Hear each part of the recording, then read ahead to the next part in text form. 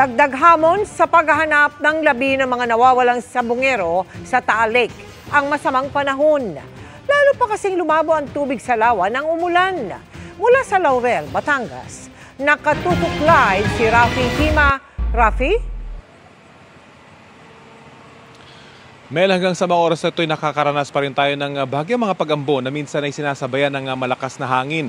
Ganyan ang sitwasyon maghapon dito sa search area ng Philippine Coast Guard dito sa Taal Lake. Pero hindi ito nakapigil sa mga kawani ng Philippine Coast Guard para ituloy ang kanilang dive operation kaninang hapon gamit ang kanilang underwater remotely operated vehicle.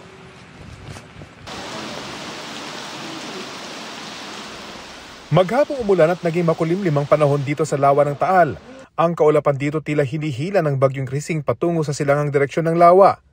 Kaya pinitigil muna ang operasyon para sa paghahanap ng mga missing sabungero sa Taal Lake. Hold lang yun kasi yun nga, the weather does not permit us to carry out a good search. So, kaya sinasabi ko 6 months kasi marami talaga tayong bubunuin na conditions para maging complete yung ating search.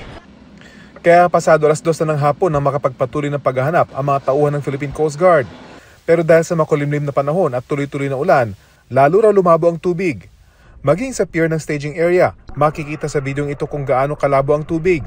1 metro lang ang lalim ng tubig, pero limitado na ang visibility. Ang Taal Volcano naman, na bahagyang nag-alburuto kahapon, naging tahimik ngayong araw. Ayon sa post ng PHIVOLCS sa kanilang social media account, matapos ang minor phreatomagmatic eruption kahapon, nakapagtala ang kanilang mga instrumento ng 6 na volcanic earthquakes kabilang ang 5 volcanic tremors.